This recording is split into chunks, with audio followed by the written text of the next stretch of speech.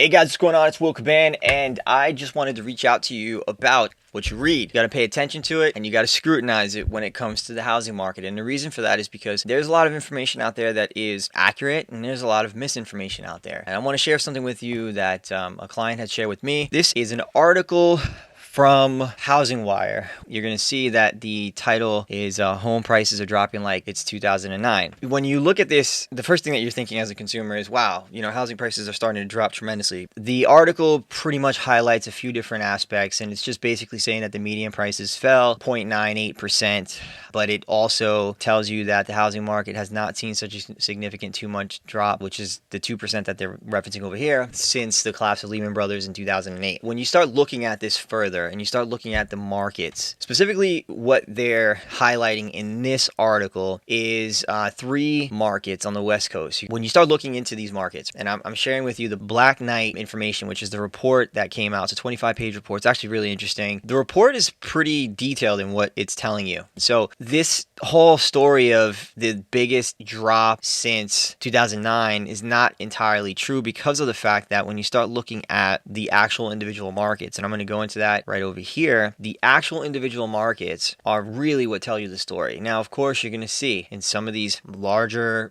price point areas, you're going to see the larger deviations. And in some of these other areas, you're going to see, like right over here, right on the East Coast, not much change. Specifically my market, which is the South Florida market, you only see a 0.8% decrease in purchase price. So the idea behind, the biggest drop since 2009, we've had decreases, but don't expect that in each market there's going to be huge price decreases or huge price fluctuations. So it does take a little bit of due diligence to look at and research a bit of what is actually going on and what's trending in your housing market. An agent in San Jose, an agent in San Francisco might say, you know what, yeah, we've seen some radical price depreciation, and because of that, it's offered some opportunity for buyers that were on the fence before. Whereas a market like South Florida, Miami specifically, a 1% decrease in purchase price, not necessarily that attractive. When you read this on the surface, you're going to think, hey, let me go reach out to my real estate agent because my real estate agent must have a bunch of deals for me. Or why hasn't my real estate agent reached out to me? Because there should be a bunch of deals on the market. And I think there's a lot of reason for that. South Florida has a lot to offer, and I think a lot of people relocating from states like California, states like Texas, states like New York, that keeps South Florida environment very active, and it keeps the price points very stable, and it keeps it very level. With all this information, I think it's even more important to align yourself with a professional that understands the market, understands the temperature of what's going on, can gauge and give you